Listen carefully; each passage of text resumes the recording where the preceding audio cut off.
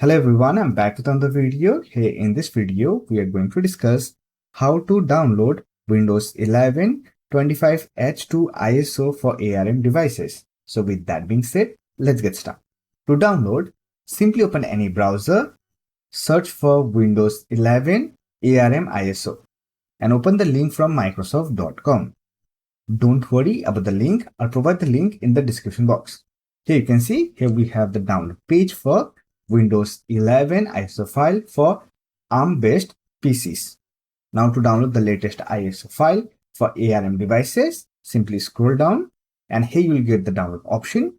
From the drop-down menu, select Windows 11 ISO for ARM64.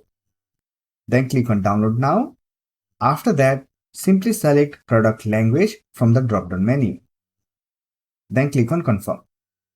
Now you will get the download link. Simply click on download now button and it will download the ISO file. Using it, you can create bootable pen drive for your ARM-based devices. So that's for this video. Hope this video was helpful to you. If you found this video helpful, give it a like and subscribe to the channel for more videos like this. Bye for now. See you next video.